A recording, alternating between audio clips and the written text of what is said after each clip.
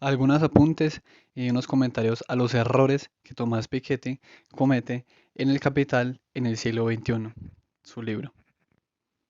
Bueno, la introducción empieza hablando de Tomás Malthus, que creía pues que la sobrepoblación era un problema. Él pensaba que Reino Unido no debía seguir ayudando a los pobres, pues la población caería en la miseria debido a la sobrepoblación.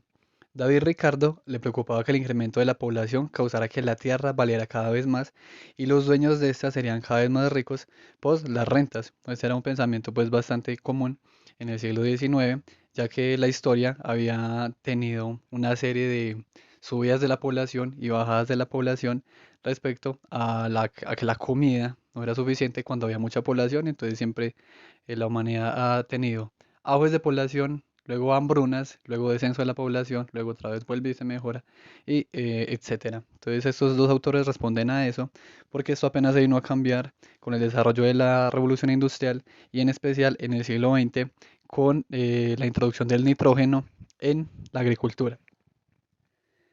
También nos habla pues de que Marx plantea la acumulación de capital infinita en las ciudades, que esto causaría que los obreros se rebelaran y pues ignoró que la productividad podía aumentar gracias a la tecnología. También menciona Kuznets que desarrolló una curva en la que la población sería pobre, pero con el pasar del tiempo la desigualdad bajaría, gracias a que las personas trabajarían en algo más especializado. La Primera Guerra Mundial favoreció a que su pensamiento perdurara. Él habla de que el patrimonio heredado supera el de toda una vida trabajando. Mencionados eventos como el 1 de mayo de 1886, donde la policía disparó a la población de Chicago, y el 1 de mayo de 1891, donde esta misma situación pasó en Francia. Las dos ciudades estaban pidiendo aumentos salariales.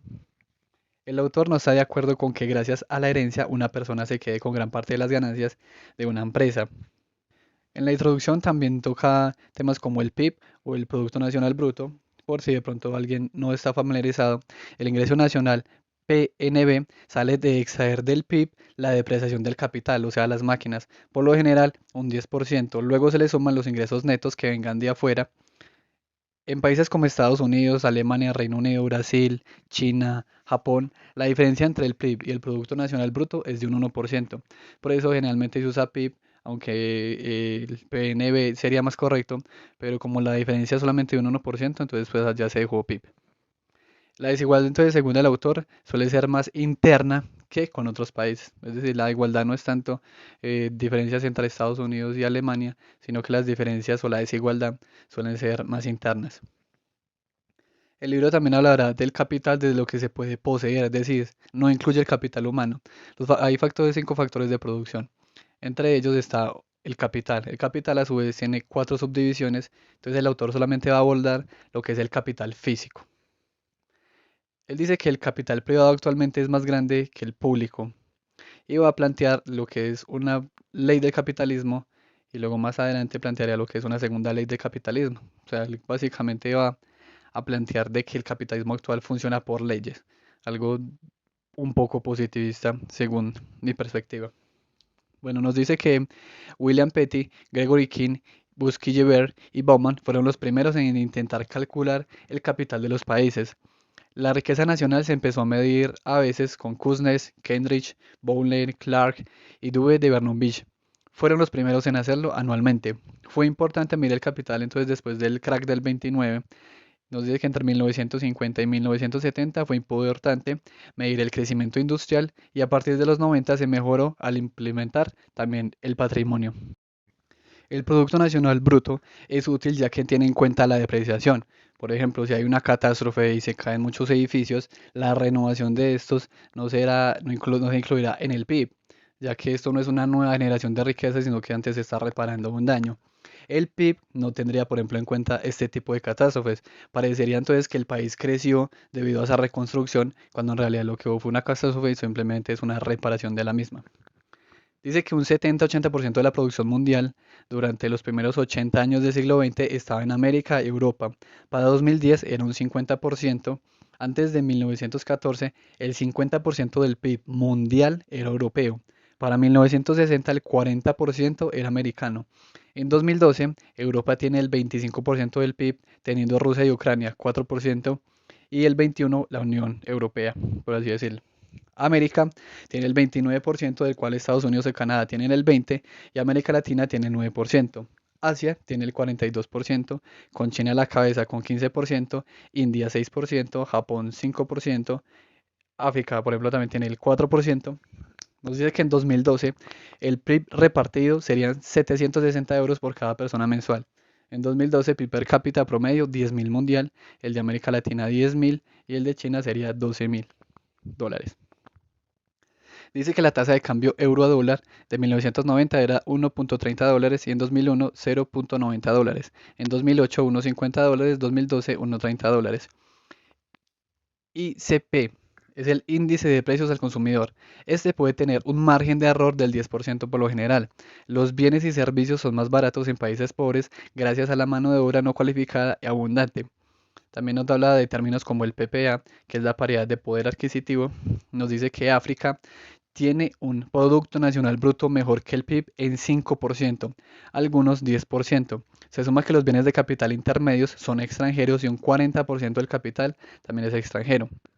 Entonces nos habla, por ejemplo, de que en 1913 el Producto Nacional Bruto de Reino Unido era 10% superior al PIB y el de Francia era 5% superior.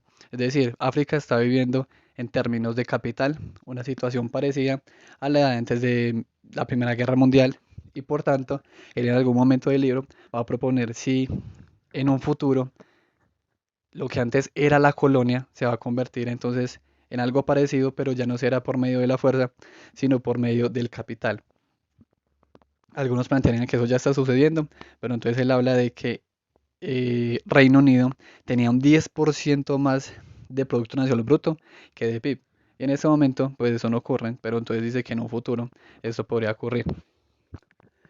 Dice que llegado a un punto invertir en una máquina no va a representar tanta mejoría, va a la productividad marginal. Si se invierte en otro país genera más rentabilidad. En teoría esto ayuda a que los países pobres mejoren, aunque su Producto Nacional Bruto será menor, pues parte de las ganancias se van al país inversionista. Él dice que estudios demuestran que a largo plazo la educación ayuda a desarrollar más el país que la inversión extranjera.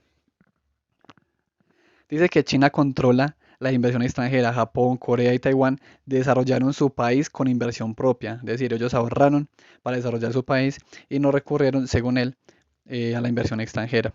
Dice entonces que la educación es la mejor manera de igualar a los países. Mucha inversión extranjera es perjudicial.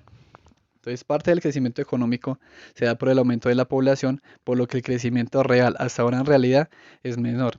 Es decir, si su país crece el 3%, pues hay que tener en cuenta cuánto creció la población. Entonces hay que restarle por lo menos un 1 o un 1% de crecimiento. Por lo tanto, entonces el crecimiento que nosotros nos hablan anual, anual, anual, por lo general no es el que dicen, sino que es menor, a menos de que empiece a disminuir la población.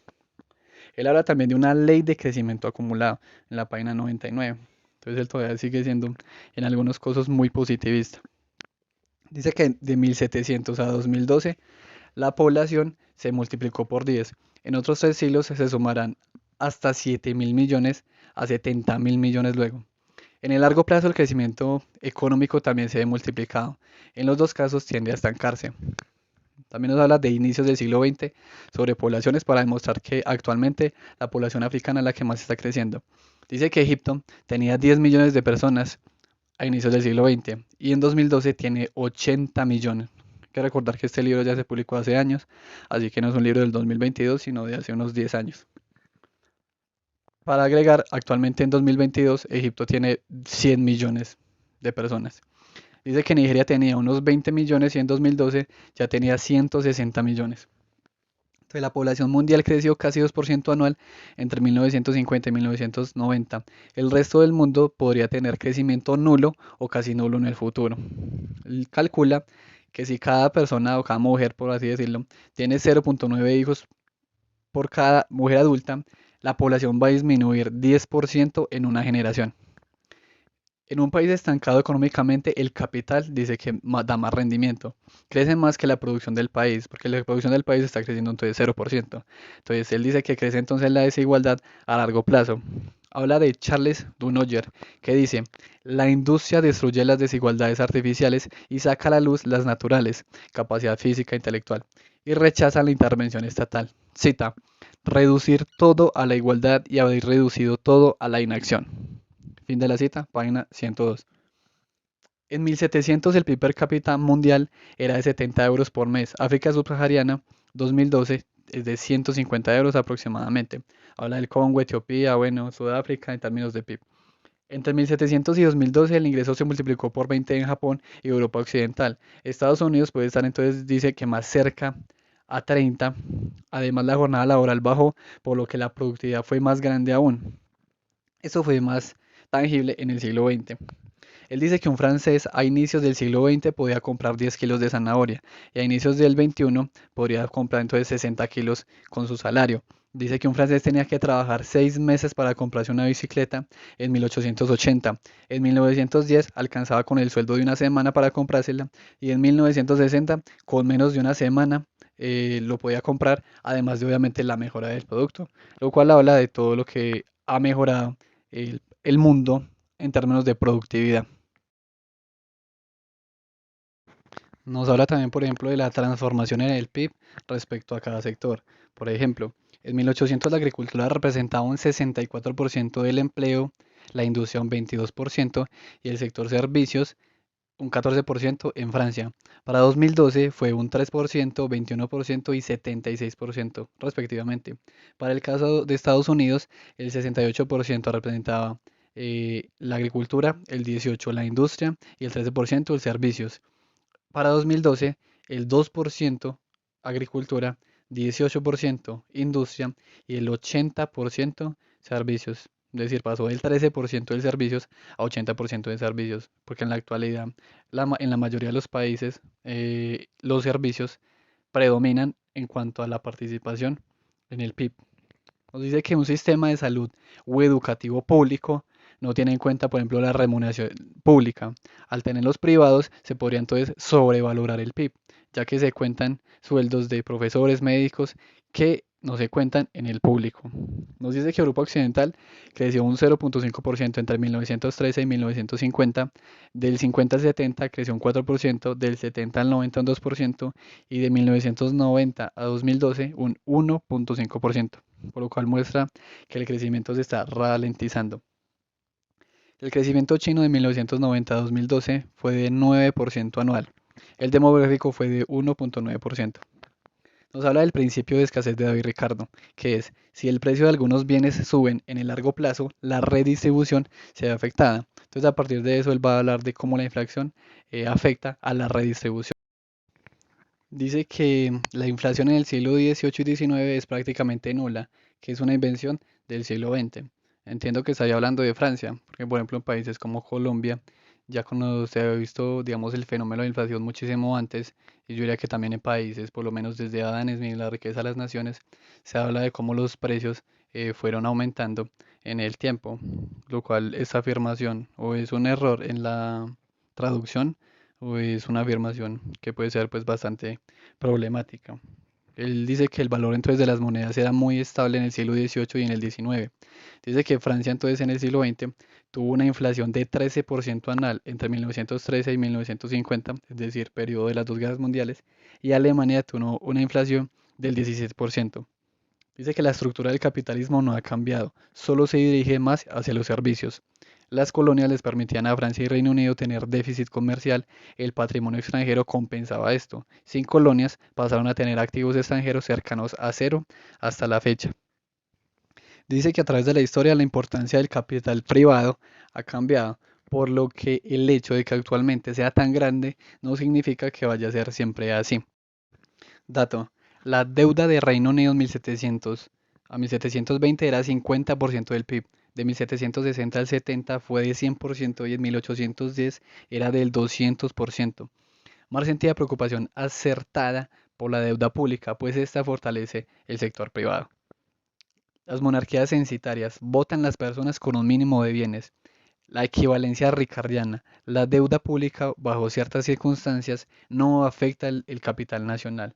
Nos habla también de Louis Renault, que fue detenido en 1944 por colaborar con los nazis. Dice que aunque el Reino Unido no sufrió una destrucción comparable a Francia y Alemania, el capital nacional se desplomó igual debido a la Primera Guerra Mundial. Dice que la inflación expropió las ganancias que el sector privado hizo al Estado y con esto mermó la desigualdad. Es decir, para él la Primera Guerra Mundial y la Segunda Guerra Mundial eh, mermaron la desigualdad. Dice que los precios de arriendo fueron bajos en la posguerra, años 20 y más en los 40. La tierra en el siglo XVIII costaba menos que en Europa por su abundancia, obviamente en Latinoamérica. Dice que Estados Unidos también reguló el precio de los arriendos en el siglo XX para reducir el peso del sector privado. Se hizo más para combatir la desigualdad y no tanto como un ataque a la propiedad.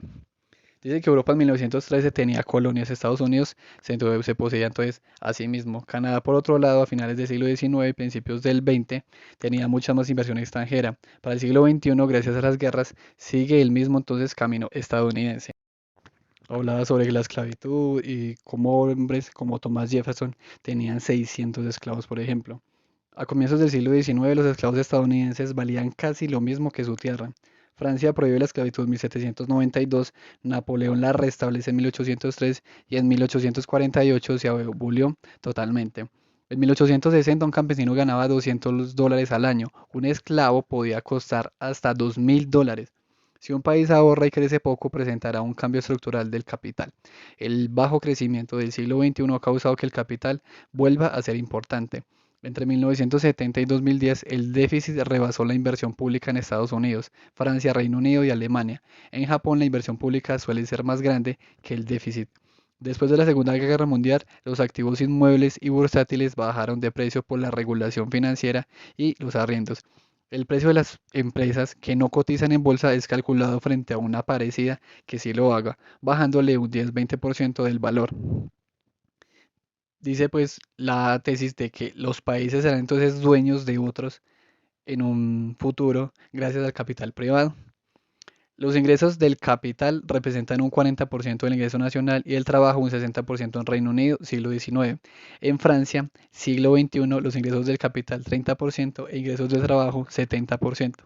Con eso se puede dar una aproximación para los independientes y así saber los ingresos capitales y por trabajo. La inflación no afecta al rendimiento del capital debido a que suben los precios de las acciones o negocios. En general, por lo menos suben al mismo ritmo de la inflación. Ahorrar en cambio no genera ganancias, puesto que los precios pueden subir más de lo que gana intereses ese ahorro. Es decir, en esa parte del libro, él está defendiendo de que la gente que invierte, pues no ve mermado su poder adquisitivo debido a la inflación, mientras que las personas que ahorran sí lo pueden ver afectado. Cita: la productividad marginal del capital se define por el valor de la producción adicional que aporta una unidad de capital suplementario. Fin de la cita, página 235. Siguiente cita: demasiado capital mata el rendimiento del capital. Fin de la cita, página 237. La productividad marginal disminuye cuando hay mucho acervo de capital. O sea, en esa parte del libro sale defendiendo de que si la inversión del capital llega a un extremo en un futuro, pues ese mismo se va como a autodestruir. Él tiene como influencia marxista, entonces de cierta manera él busca como, sí, como los problemas del capitalismo y las contradicciones. Nos habla, por ejemplo, de la elasticidad del capital trabajo, que es mayor que la elasticidad agrícola. Nos habla de la pausa de Engels, que es salario estancado, participación del capital en aumento, los beneficios crecieron, según Robert Allen, por el aumento en la mano de obra disponible. Marx y otros economistas ignoraron que la productividad a largo plazo es la que permite que haya crecimiento estructural, porque no había suficiente información en ese entonces. Si la participación del capital acapara todo el ingreso nacional, habría un problema, ya que el rendimiento del mismo mermaría y podrían surgir guerras para quedarse con las mejores partes o podría surgir una revolución proletaria. El crecimiento productivo y poblacional permite el crecimiento o aparición de nuevo capital. Sin esto podría cumplirse lo que dijo Marx sobre acumulación infinita y el capitalismo cavando su propia tumba. En esta parte del libro, entonces, él es muy marxista y está hablando entonces cómo ese exceso de capital podría destruirse si se fusiona además con este descenso de la población que se está viendo. Es decir, el descenso poblacional podría disminuir el crecimiento económico, generar incluso una población o una economía estancada. Entonces, claro, los dueños del capital finalmente entonces se van a terminar peleando supuestamente para quedarse con las mejores partes. ¿Es eso o entonces va a surgir una revolución proletaria que va a tumbar esto? Lo cual incluso es problemático debido a que anteriormente él ya dijo que actualmente lo que domina son los servicios, no la industria. Entonces, ¿qué proletariado van a ir a destruir el capitalismo? Bueno, sigue siendo marxista a pesar de ser ya en el siglo XXI. Dice que Marx observó que las ganancias de capital llegaban un 5%, superaban la mitad de la producción, ya que los sueldos estaban estancados. Analizó las cuentas de una fábrica, pero ignoró la contabilidad nacional. Esta parte básicamente está hablando de uno de los errores de Marx, y es que él, con base a una sola fábrica, dijo que si el capital superaba en un 5% las ganancias, estas entonces iban a superar la producción. Entonces, bueno, eso iba a generar desigualdad y acumulación de capital infinito, etcétera. Pero entonces con una sola fábrica hizo una generalización como si fuera una representación de la contabilidad nacional. Bueno, dice que Solow y Samuelson planteaban que para estabilizar el crecimiento había que seguir a Keynes. Hay más desigualdad entonces por ganancias de capital que de trabajo. Entonces va a empezar a analizar familias, empresas y universidades para demostrar cómo en el capital también hay, digamos, desigualdad.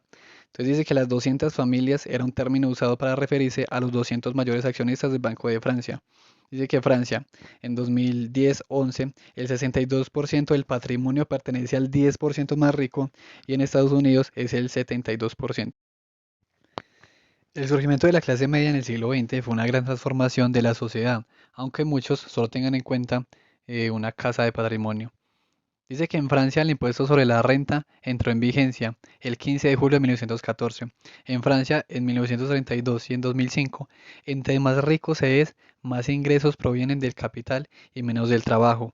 Este predominio se veía en el 0,5% más rico en 1932 y para 2005 el predominio se ve en el 0,1%. En Francia la desigualdad en ingresos creció entre 1945 y 66, luego bajó hasta el 83 y luego volvió a subir hasta el 2010. De los 70 a la actualidad, la participación capital ha subido en mayor medida por el 1% con más ingresos. Entre 1950 y 70, la fase más igualitaria de Estados Unidos. El decil superior tenía 30-35% de participación en el ingreso nacional, mismo porcentaje que Francia en 2010. A partir de ahí empezó a cambiar hasta llegar a un 45-50% en 2010 en Estados Unidos. No se toma en cuenta, por ejemplo, el dinero que haya en paraísos fiscales. El crecimiento económico estadounidense entre 1977 y 2007 fue absorbido en un 75% por el 10% más rico. El 60% de este fue para el 1% más rico. Estados Unidos en 1929 los ingresos de capital eran más importantes que el trabajo en el 1% más rico. Para 2007 esto se dio solamente para el 0,1%. Es decir, que en la actualidad el capital es muy importante para solo el 0,1% de la población. Es decir, los ricos en este momento, por lo menos el, no sé, el 10% más rico según él, es más importante el trabajo, o sea, los salarios que reciben del trabajo que del mismo capital. En Estados Unidos y Francia se ve una mejora entonces salarial gracias a la educación. Dice que no invertir lo suficiente en esta causa causa, digamos, una desigualdad frente a aquellos que no pudieron estudiar. El capital humano es un término que presenta problemas debido a que en la contabilidad nacional el dinero que lleva a salud y educación se considera como consumo, no como inversión. En Francia entre 1998 y 2002 el salario subió un 10% debido a que pasó de 39 horas a 35 semanales. Es decir, el salario mensual en realidad fue el mismo, pero trabajaron menos horas. Teniendo en cuenta la inflación, el salario mínimo, según él, no ha subido desde 1969 en Estados Unidos. En el siglo XIX el salario era la norma. En el siglo XX se fue proponiendo el salario mensual progresivamente en cada país. Entre 1900 y 1910 Estados Unidos era más igualitario que Europa. Entonces, con ese análisis que hace el de los salarios, él está diciendo que un estadounidense vivía mejor en 1969 que en la actualidad, debido a que según él el salario mínimo no ha subido, pues lo cual es problemático, ya que en este momento los estadounidenses tienen acceso a muchísimas cosas que hace 50 años no tenían acceso. O sea, para él, la vida del estadounidense ha empeorado en los últimos 50 años. O sea, para él, en el 69 vivían mejor que en la actualidad. O sea, él ignora la crisis del petróleo del 73, ignora todos los problemas económicos que hubo en los 80, basándose solamente en el salario, si subió o no subió, o si se ajustó a la inflación o no se ajustó a la inflación.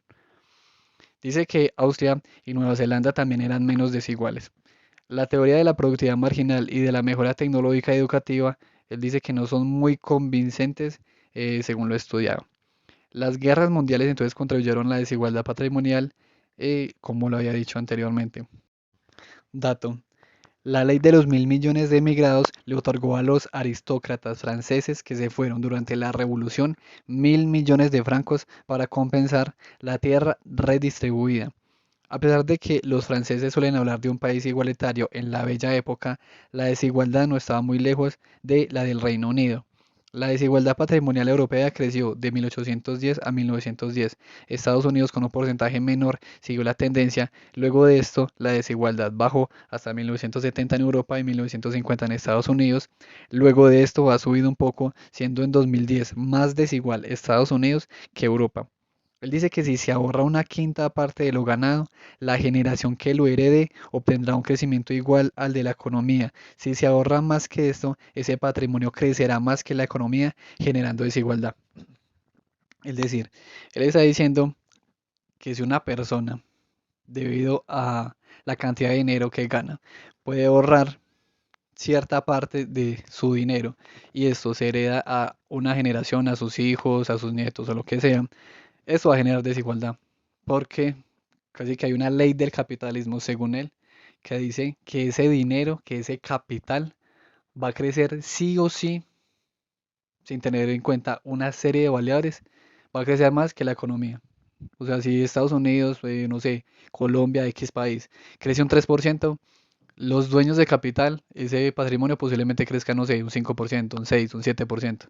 Entonces ese capital va a crecer más que la economía. Entonces ellos, según él, sin hacer nada, van a ver un incremento de su riqueza que va a ser mayor a el crecimiento del país, lo cual es bastante problemático. Él incluso habla de R. R es la tasa de rendimiento de capital y G es el crecimiento de la producción. Entonces él dice que es una realidad histórica que R es mayor que G, es decir, que la tasa de rendimiento del capital es mayor que la tasa de rendimiento de la producción y que eso es una realidad histórica y que por eso es que el capital va a crecer más que la producción y por tanto él está en contra de que se herede y ya que se va a mantener la herencia, entonces él propone que se le pongan unos impuestos bastante altos a esas herencias porque él no ve digámoslo, un mérito en la conservación de esa riqueza, porque para él esta regla R mayor que G hace que la riqueza así de la nada se conserve. Entonces él dice que si R fuera inferior a G, las personas prestarían mucho dinero, lo que llevaría a que R nuevamente subiera debido a la predilección que tienen las personas por el presente. Dice que en la bella época los más ricos heredaban enormes fortunas y tenían una vida holgada. Debido a las guerras el rendimiento del capital bajó, pero siguieron gastando igual, por lo que la fortuna heredada cada vez fue menor. Entonces, a pesar de que él acaba de decir de que R es mayor que I, que es una realidad histórica, en este momento, pues debido a que rebajó, pues las personas siguieron gastando igual y su riqueza mermó, lo cual puede mostrar que R mayor que G sí se puede romper, en este caso por una guerra mundial, la segunda o otros fenómenos. En la teoría moderna del capital humano se puede apreciar el hecho de que la herencia con el tiempo pierde importancia. Gary Becker habla mucho sobre que esta sociedad es más meritocrática, hay más educación, pero el planteamiento, según él, es cuestionable. Dice que es muy optimista. La herencia patrimonial es importante y sigue generando ganancias y desigualdades.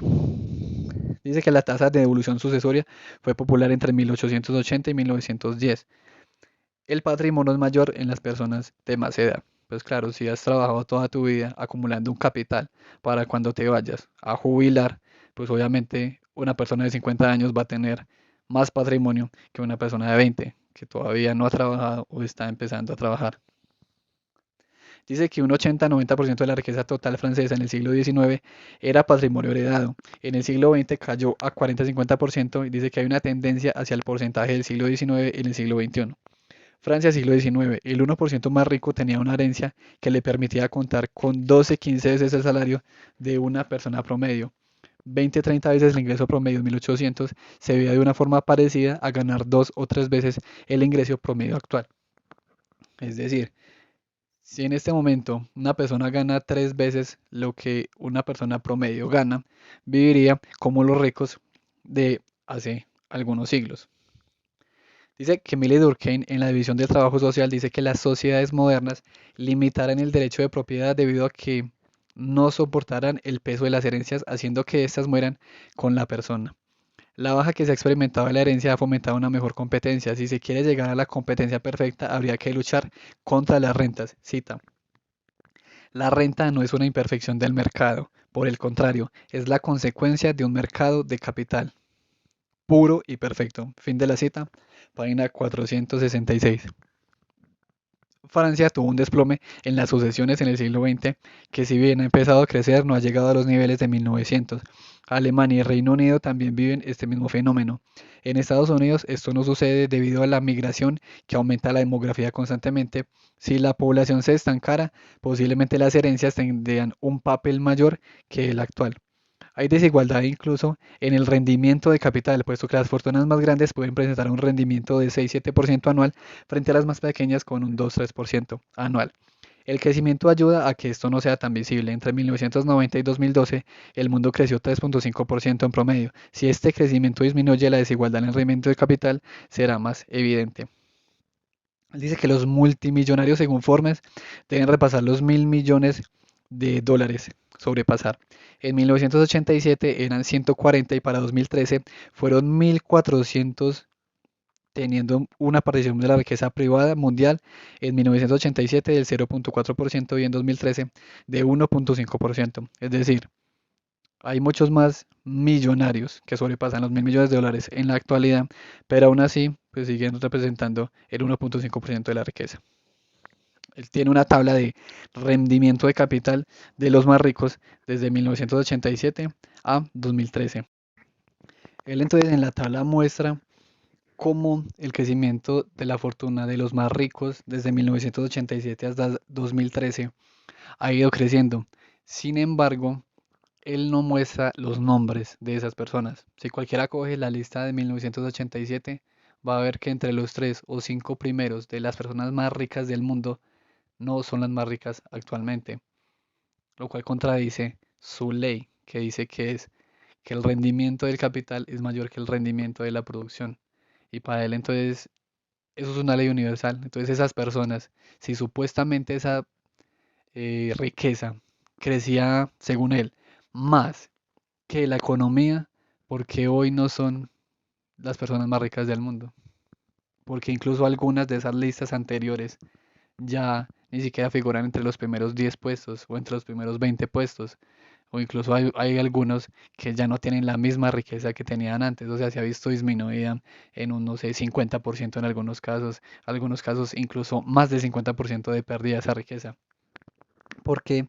Porque la riqueza se destruye. Y eso es algo que Piketty ignora. Por ejemplo, todos conocemos el caso de Blockbuster. Blockbuster tenía un producto que fue muy exitoso y tenían una serie de cadenas abiertas, por ejemplo, en Estados Unidos. Creo que eran unas 200 o 300 que habían en todo el país. ¿Qué pasó? Eso es capital acumulado. ¿Y qué pasó cuando un nuevo producto llegó y este se volvió obsoleto? En ese momento creo que solamente hay una Blockbuster en Estados Unidos. Entonces, ¿de qué le sirvió al dueño de esta empresa toda esa acumulación de capital? En este caso era capital, digamos, físico, o bueno, tenía máquinas, o bueno, tenía los cassettes, tenía los lugares donde tenía el negocio. ¿Y qué pasó con toda esa acumulación de capital? Pues se destruyó, que es algo que Piketty ignora. Entonces él no ve digamos, un mérito en la conservación de la riqueza porque él cree que va a crecer así solo porque sí. Y pues el caso de Blockbuster nos demuestra que el capital sí se destruye y por tanto entonces hay un mérito en conservarlo. Obviamente una persona que nace rica pues se le hacen las cosas más fáciles que a alguien que nace sin nada. Pero esto no quiere decir que en el tiempo vaya a seguir siendo la persona más rica o que la vaya a conservar. Entonces él, por ejemplo, habla de que los medios franceses hablaban de que su país experimentaba una fuga de capitales y quedaron sorprendidos cuando los informes del Credit Suisse mostraron que es el líder europeo en número de millonarios. Entonces él habla de que la fortuna de Bill Gates creció un 11% anual, la de Lilian Bettencourt creció al mismo ritmo a pesar de que no trabajaba. Su empresa fue heredada, L'Oréal. cotizaba en 2011 tres veces más alto que la empresa de Steve Jobs, a pesar de que se trabajaba mucho más. El mismo Forbes heredó la revista de su padre. En las universidades eso también se ve, puesto Harvard, Yale, Princeton obtuvieron un rendimiento de 10.2% entre 1980 y 2010. Su rentabilidad es del doble que las universidades con menos capital. Entonces aquí está hablando de que hay una diferencia entre las personas universidades en este caso, que tienen mucho capital para invertir y las universidades que tienen menos capital para invertir. Entonces las que tienen más capital pues obtienen mayores rendimientos y las que tienen menos, pues obtienen menores rendimientos. Pero entonces otra vez él no ve el mérito en que esas universidades como Harvard, Yale, Princeton hagan unas buenas inversiones y tengan unos buenos resultados. Por eso, también puede llegar el caso en que su inversión sea mala y pierdan dinero o sus rendimientos sean menores. Entonces, si hay un mérito, a pesar de que usted tenga el capital, en saber invertirlo, saberlo conservar y saber si qué está haciendo con él. Entonces dice que la inflación agravó la desigualdad. Pues para los pequeños es difícil obtener buen rendimiento. Dice que en el siglo XIX ahorrar podría generar un rendimiento del 3-4% y que en la actualidad no. Es decir, la inflación ha evitado que la población con menos recursos pueda crecer, lo cual es un resultado del modelo de Keynes, ya que Keynes precisamente fue el que potenció mucho esto de la inflación desde la década del 30. Dice que Noruega invirtió el 60% de su petróleo en su fondo, el 40% entonces fue a gasto público. Dice que Arabia Saudí compra deuda estadounidense, la cual genera un rendimiento solamente del 3%, a comparación del rendimiento de universidades, Noruega o la bolsa, quizá porque este país lo defiende entonces militarmente. Dice que los fondos soberanos en 2013 eran 5.6 billones de dólares, 3.2 pertenecen a países petroleros. En el siglo XIX, los impuestos representaban un 10% del ingreso nacional. Actualmente, Arabia Saudí gasta 10% del presupuesto en seguridad. El gasto público en educación y salud en países desarrollados, siglo XXI, representa un 10-15% del ingreso nacional. Dice que los programas de jubilación permitieron erradicar la pobreza en la tercera edad en los países desarrollados. En 2013, un 1% de la población estadounidense estaba en la cárcel, Rusia está un poco atrás y China está muy por debajo. Los países más ricos en Europa, Suecia y Dinamarca, tienen impuestos más altos que los países pobres como Bulgaria y Rumanía. Aunque es difícil estudiar la movilidad social que ha traído la educación, puesto que no lleva mucho tiempo, los datos dicen que ha habido un incremento salarial, más no una movilidad social. En 1970 al 2010, los hijos del 25% más rico pasaron a tener cartón universitario de 40% a 80%. El 50% más pobre se estancó en 10-20%. Estados Unidos entonces tiene 53 de las mejores universidades del mundo en 2012. Europa tiene 31, de esas 9 están en Reino Unido. Clasificación Shanghái. El bajo crecimiento hace que se necesite reformar las pensiones. Un sistema de capitalización es muy agresivo, pues la pensión de toda una generación se invertiría a pesar de que R es mayor que G, según él. Sería entonces irresponsable invertir todo. Una generación completa que esperaba recibir su pensión se verían problemas además de lo anterior. Uno de los problemas del sistema actual es que no tiene en cuenta que hay personas que quieren seguir trabajando y otras al tener trabajos pesados quieren jubilarse pronto. El sistema de reparto se introdujo después de la Segunda Guerra Mundial precisamente porque muchas personas se quedaron sin nada gracias al sistema de capitalización, el crack del 29. En esa parte Piketty se contradice totalmente. O sea, si lleva todo el libro diciendo que R es mayor que E, es decir, la tasa de rendimiento de capital es mayor que la de producción. Se acaba de defender como la fortuna de Bill Gates, como la fortuna de las universidades, como un gran capital obtiene rendimientos más altos que el de la economía. ¿Por qué sería irresponsable tener un sistema de capitalización sabiendo que el capital va a crecer más en este tipo de circunstancia? O sea, en mi opinión, pues obviamente sí es arriesgado. Para mí un modelo de capitalización y uno de los que, como está actualmente, uno privado y digamos uno más público, una combinación de ambos, pues digamos que es lo mejor para evitar, digamos, el riesgo de que las personas se puedan quedar del todo sin, digamos, una pensión. Pero si él está diciendo durante todo el libro que el capital se conserva y que no hay ningún mérito en la transferencia de este, que R es mayor que G, o sea, es que lo está presentando como una ley. Le está diciendo a los ricos, básicamente le está diciendo a la dueña de L'Oreal que ella no tiene ningún mérito en la conservación de esa riqueza, que porque heredó tanta riqueza que esta ya crece sola, que ya no necesita trabajar. Bueno, pues en ese mismo sentido, si cogemos el ahorro pensional, digamos de todos los colombianos, de todos los estadounidenses, de todos los alemanes o X país, eso representa un gran capital. Por tanto, si ese gran capital tiene una gran generación de riqueza, entonces lo más lógico sería entonces tener un sistema de capitalización. Pero dice que sería muy irresponsable hacer esto, lo cual entonces sí, o sea, como les digo, contradice todo lo que estaba viniendo en el libro hasta ese momento, y aquí ya vamos en la página 542, o sea, lleva 500 páginas hablando y en las últimas 10 páginas, por lo menos hasta esta parte porque el libro continúa, contradice en estas últimas páginas todas las 500 páginas anteriores. En fin, dice que el Box Tax fue un impuesto igual para todos sin importar cuánto ganaran, que se aprobó en 1988 y se abolió en 1991. Esto le costó a Margaret Thatcher su puesto de primera ministra. En Francia, en 1920, se creó un impuesto para personas sin hijos y para parejas casadas que después de 2 años no tuvieran hijos.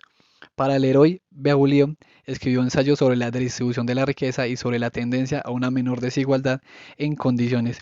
En esta habla sobre la duplicación de agencias de beneficencia y un número creciente pero menor de indígenas necesitados de ayuda, lo cual es muy optimista según él y sin datos que lo demuestran. Joseph Callaus miró los datos sucesorios que publicó la Administración Fiscal y encontró que unas pocas personas tenían gran parte de la fortuna. Cita: el impuesto progresivo expresa en cierta forma un compromiso ideal entre justicia social y libertad individual. Fin de la cita, página 561. Irwin Fisher se alarmó por la desigualdad y planteó grabarlas en buena medida y de llevar 3 generaciones grabarla del todo. Alemania y Japón luego de la Segunda Guerra Mundial tuvieron impuestos muy altos para los ricos debido a que las decisiones las tomó el gobierno estadounidense. Cuando recuperaron su soberanía fiscal, los bajaron. Reino Unido tuvo impuesto de 98% a los ingresos entre 1941 y 1952 y 1974 y 78. Josiah Wellwood encontró que la caridad poco contribuía a la reducción de la desigualdad. Un impuesto tendría mejores efectos. También es que la concentración de riqueza era parecida en Francia y Reino Unido. El crecimiento de la productividad estadounidense entre 1950 y 70 fue de 2.3% y entre 1990 y 2010 de 1.4%. Estados Unidos va camino a convertirse en la vieja Europa según él. En promedio, un congresista estadounidense tiene un patrimonio de 15 millones. En Francia, ministros y secretarios, 1 millón. Termina pues hablando otra vez de que el proteccionismo no trae riqueza y no merma la desigualdad, pues dentro del país R es mayor que G y esto va a seguir funcionando. O sea, la tesis que él decía anteriormente, que dice que la desigualdad es más interna que entre países. También porque hay que tener en cuenta que no es mismo $10.000 en Estados Unidos que $10.000 en Colombia. Entonces, en este sentido, pues digamos que sí tiene razón. Pero, pues como vieron, tiene bastantes problemas. En cuanto a esa última ley, esa R mayor que G, y en cuanto a las leyes del capitalismo que él plantea, que dicen que el capital se conserva y que entre mayor sea, pues no hay ningún esfuerzo en que este se mantenga. Ya para concluir, pues como vemos al final del libro, él habla de que un sistema de pensiones de capitalización puede ser muy arriesgado porque las personas podrían perder su dinero en cualquier momento. ¿Por qué? Porque el capital se destruye, así como lo hizo en el crack del 29. Precisamente el sistema de capitalización se abandonó porque el crack del 29 dejó a muchas personas sin dinero para su jubilación. Esto es arriesgado, claro. Entonces lo mejor es un sistema que tenga tanto el capitalización como el de contribución. Eh, Prácticamente entonces en las últimas 100 páginas él contradice todo lo anteriormente dicho, de que R es mayor que G, contradice el hecho de que la riqueza se mantiene sin ningún esfuerzo. Y pues aquí termino el comentario sobre el libro de Thomas Piketty, El capital en el siglo XXI. Hasta pronto.